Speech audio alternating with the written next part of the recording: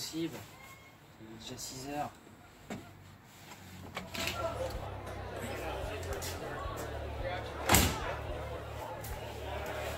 Annick, Fabienne, Patrick, qu'est-ce que vous faites là?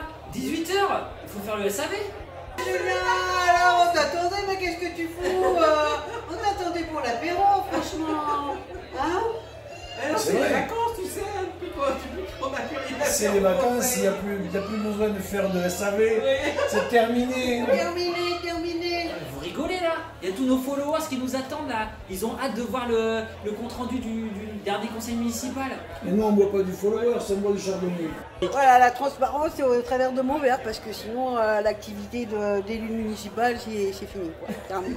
Oui, enfin bon, là, de toute façon, qu'est-ce qu'on a à faire? De toute façon, ils nous laissent aucune place, on peut rien dire, on peut rien faire, et ben voilà. Du coup, on boit, voilà. Vous rigolez là? Allez là, on signe là, allez, venez. Allez, non, on reste au fond de notre canapé, nous.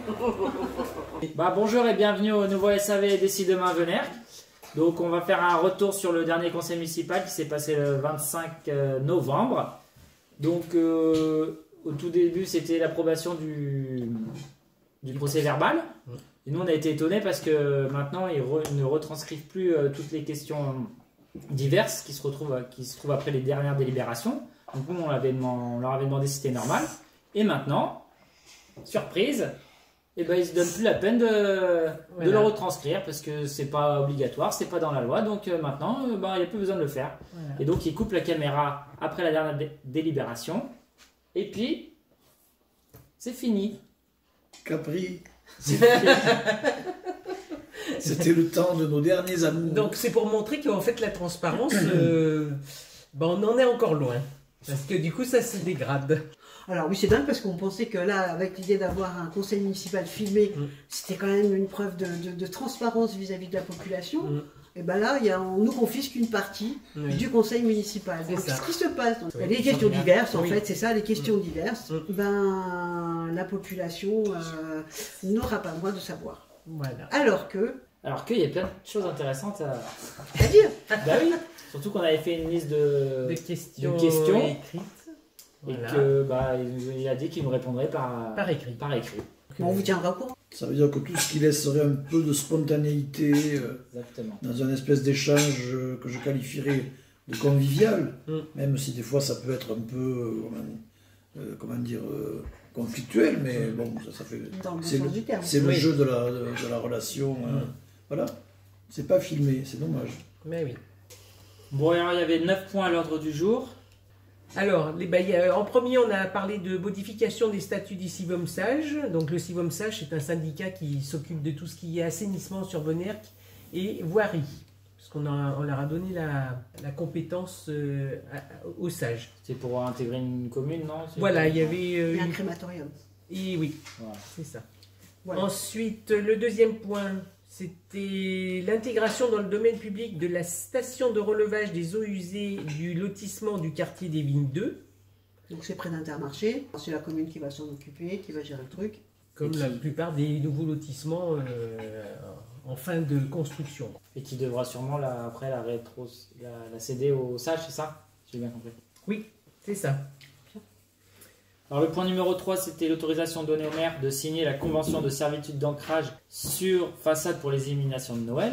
Et donc là, on a eu une question sur les illuminations de Noël, puisqu'on se pose la question par rapport au décret de 2018 sur la pollution lumineuse, où il y a des obligations d'extinction sur certains bâtiments publics ou commerces, parkings, etc. Et donc on a posé la question si les illuminations de Noël, s'ils avaient pris en compte ce décret pour ce type d'éclairage. Et qui nous ont répondu qu'ils n'avaient pas trop regardé, qu'ils allaient se renseigner auprès du SDEG, je crois. Hein, ouais, parce que la féerie de Noël après minuit, franchement... Oui, puis ça peut gêner aussi, même malgré tout, les habitants qui sont autour. Quoi, voilà, à proximité, ça peut être dérangeant. Puis nous, on pensait que la loi, c'était la loi, mais apparemment, la loi On a du temps pour mettre en application. Il se posait la question s'il n'y avait pas une possibilité de déroger. Donc ils vont regarder, mais voilà. C'est vrai que ça fait que 3 ans qu'elle est en place. Donc, De quoi? la loi La 2018 oui, c'est 2010. La numéro 4, c'était l'appel à projet socle numérique dans les écoles élémentaires, autorisation de signature de la convention. Alors, c'était... Bravo Julien, tu étais à l'origine de ce travail. Oui, merci, Tu as eu tous les compliments dont je ne sais plus quel conseil municipal, je ne me rappelle plus de la date, parce que tu étais quand même à l'origine de cette proposition. Ouais, c'est vrai. Tu as fait tout le dossier. Bon, c'est vrai que je ne savais pas trop dans quoi je m'embarquais. Moi, ce qui m'intéressait surtout, c'était de promouvoir les logiciels libres et open source dans les écoles.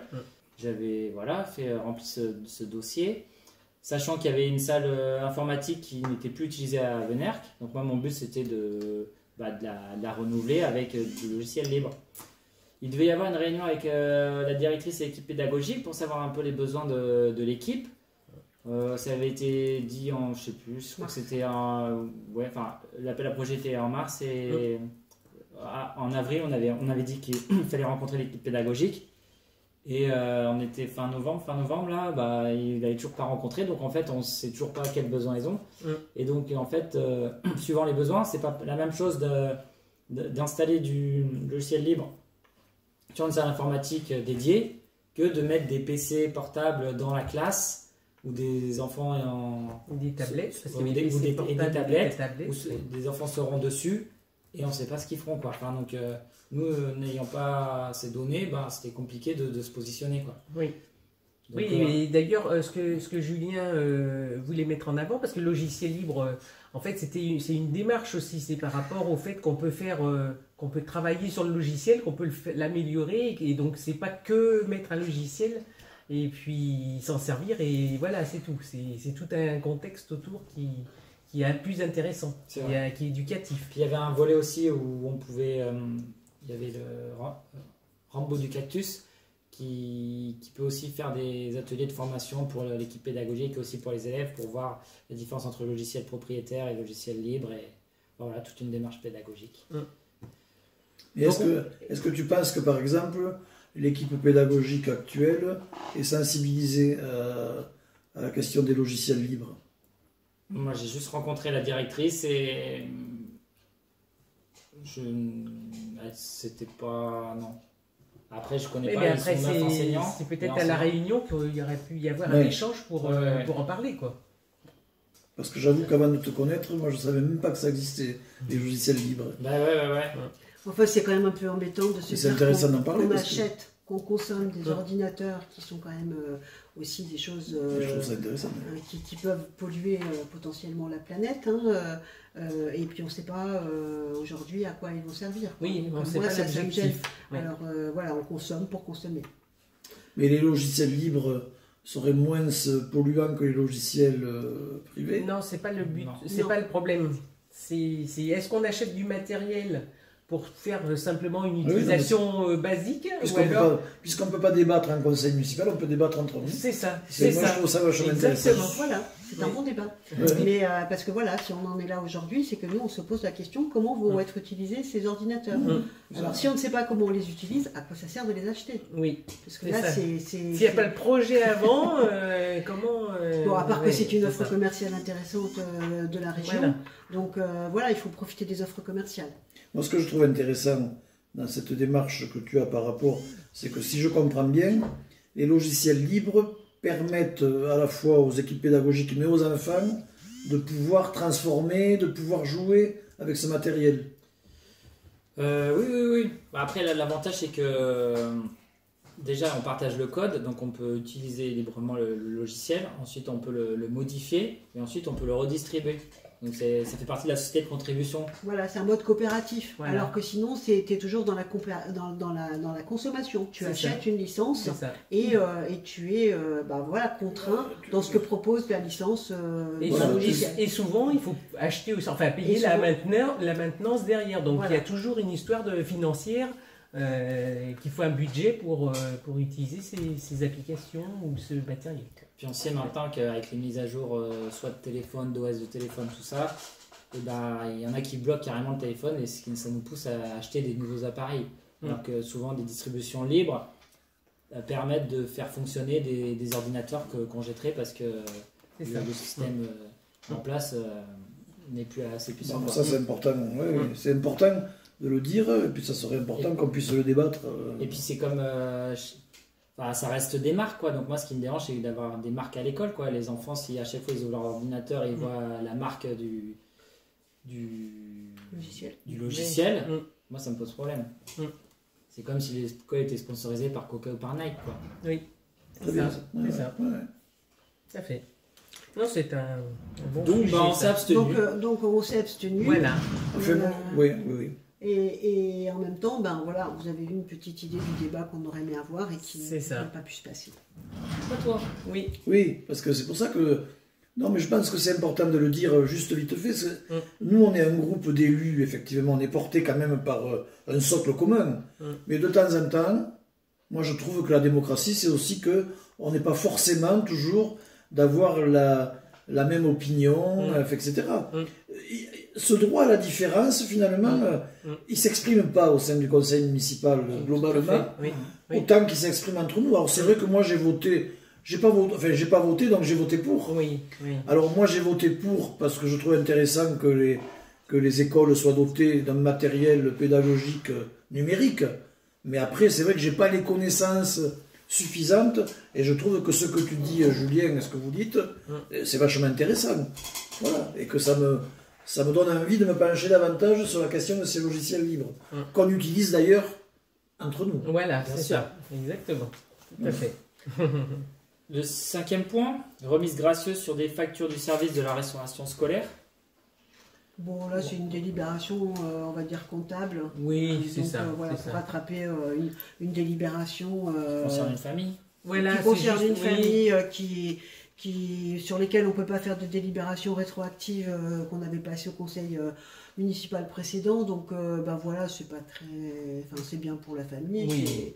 Et c'est logique, puisque c'est un peu une erreur de la commune, du conseil municipal de ne pas avoir pensé à ce cas-là.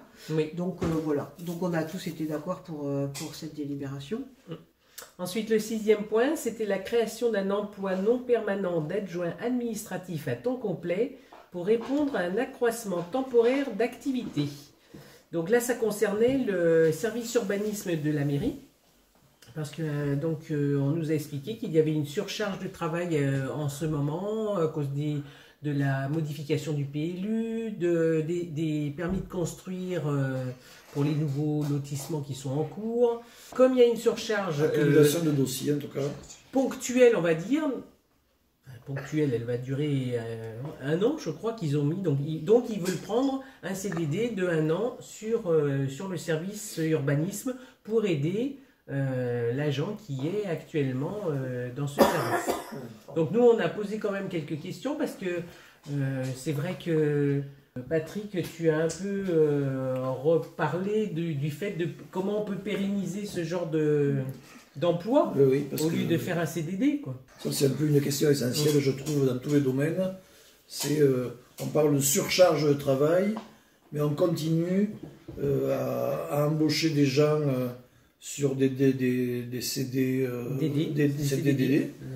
Et du coup, moi je serais beaucoup plus favorable pour qu'à un moment donné, on embauche des gens de façon pérenne.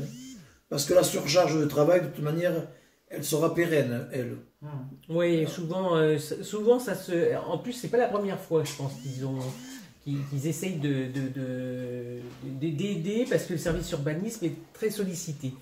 Mais c'est vrai qu'on a fait quand même la remarque qu'il y a des transferts de tâches qui ont été donnés au Pays Sud Toulousain pour les permis de construire et qu'en fait on s'aperçoit que le travail est presque fait 2 fois puisqu'ils envoient le permis au Pays Sud Toulousain qui le travaille et ensuite il revient à la commune qui le réépluche pour pouvoir être sûr qu'il n'y a pas d'erreur. Et donc, pour nous, c'est un peu bizarre qu'on paye le Pays Sud Toulousain pour refaire le même travail chez nous. Donc il y a peut-être des choses à améliorer et à rediscuter peut-être avec le Pays Sud Toulousain selon les besoins vraiment de la commune, quoi. Parce que là... Et en plus, si on considère que, pour moi, la commune, c'est un service public pour l'intérêt général, Et je trouve que la mairie devrait donner les meilleures conditions de travail possibles, presque exemplaires. Et je pense que la question du partage du travail, c'est une question essentielle dans le domaine du service public. Oui. Adhésion au groupement de commande du SDEG pour l'achat de radars pédagogiques. Donc là, on a appris qu'en fait, on pouvait profiter d'une offre commerciale pour acheter des radars pédagogiques. On ne sait pas où on va les mettre. À énergie solaire. À énergie solaire. Donc voilà, on a fait une opération importante financière, encore une fois. Et on a appris au dernier moment que on récupérait en fait oui, voilà, deux radars d'une commune qui s'était désistée. Oui. Donc on fait bien de poser des questions parce qu'on sait pourquoi ça arrive. Hein, parce que là on s'étonnait de se dire un jour on parle on refait les routes, le lendemain on ne sait pas dans quel sens on va circuler, là on sait qu'on va avoir des radars, mais on ne sait pas où on va les mettre, mais ils vont s'installer, ne vous inquiétez pas. Oui, c'est l'embarras du choix parce qu'en fait c'est la commission prévention qui va décider. Enfin, qui va un peu travailler là-dessus. Mais c'est vrai qu'on est toujours surpris, c'est que souvent ça fonctionne en opportunité. C'est-à-dire qu'il y a quelque chose qui arrive, mais on n'a pas du tout imaginé ce qu'on voulait faire dans le village. Il y a une opportunité, on va le faire, mais on n'y a pas réfléchi. Donc on dirait que c'est tout à l'envers. Donc voilà, et juste pour compléter quand même l'histoire de la mobilité, donc il y a des commissions qui se mettent en place, il y a le conseil consultatif. Auront-ils droit à choisir le lieu pour poser les radars? Non, c'est la commission prévention. Oui. Après, ils sont transportables, donc on pourrait imaginer. C'est vrai, voilà, on pourrait les mettre à des endroits différents. Voilà. Et Annick, comme je suis à la commission prévention, c'est pour ça que je te regarde. Moi je souhaite que ces deux radars soient installés devant ma porte. Comme ça, je pourrais aussi me chauffer à l'aide de l'énergie solaire. Bon, ensuite, il y a validation. Il y a aussi des intérêts particuliers. Les deux derniers points sont aussi très techniques. Validation et engagement de la participation financière de la commune pour la réalisation de travaux de rénovation des points lumineux numéros 274 et 62 par le SDEG. Ça, c'est le premier point. Validation et engagement de la participation financière de la commune pour la réalisation de travaux d'extension de l'éclairage public chemin de Crouzille par le SDEG. Annule et remplace la délibération du numéro 2020-94 du 24/11/2020. Donc voilà. Bon, donc là, on valide l'aménagement et la rénovation de points lumineux. Bon, voilà, on ne va pas s'opposer à ce que les rues soient un peu éclairées à certains moments. Oui, bon, après, on fera sûrement une analyse de tout ce qui est éclairage. Parce que ça y est, maintenant... On a eu le document de l'analyse du SDEG. Bien. Voilà, donc du coup, on va sûrement regarder de plus près tous ces travaux. C'est marrant parce que moi, quand j'entends parler du SDEG, j'ai envie de faire comme Christian Clavier dans Les Visiteurs. C'est dingue. C'est dingue. Voilà. Voilà, donc après le conseil s'arrête. Oui, parce que normalement je devais faire une petite déclaration, sauf que il fallait que je la fasse, mais après, une fois que le conseil soit fini... Vous n'en auriez pas profité, donc... Voilà. Donc on la garde bien au chaud et puis on va voir comment on peut la passer. Voilà. Donc le prochain conseil municipal, on connaît déjà la date. Voilà. Alors ce sera le 15 décembre, 2 jours après avoir validé le PADD. Le plan d'aménagement de développement durable, donc qui est une première étape dans l'élaboration du nouveau PLU, plan local d'urbanisme. Voilà, on fait des progrès. Vous allez y arriver aussi. Vous allez tout comprendre sur le conseil municipal et la vie municipale de votre village. On vous dit à bientôt. À bientôt. Prochain SAV. Au prochain SAV. Oui. Allez, ciao. Ciao, ciao.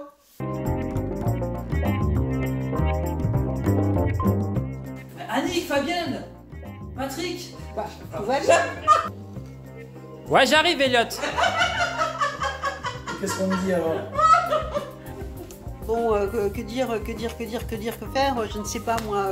Qu'est-ce qu'on va dire? Non, mais faut. Vous êtes un peu bourré, là, non? Oui, un peu là. Alors, vas-y, il faut que ça joue, là. Ah, voilà, nickel.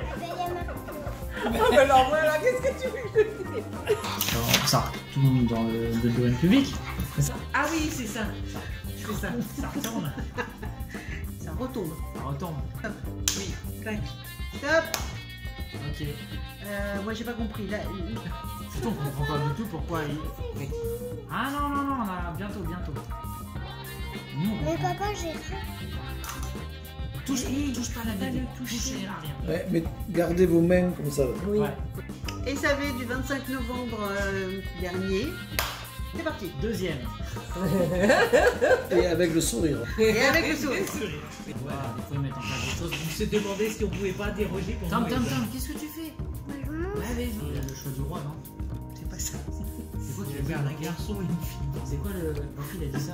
Toi du roi. Non, il a dit. L'embarras du choix. Ah, excellent. Mais là, je crois qu'il est. Ouais, un peu en avant. Voilà, un peu en arrière. Papa sur le côté. papa, pourquoi C'était au cas où. ça?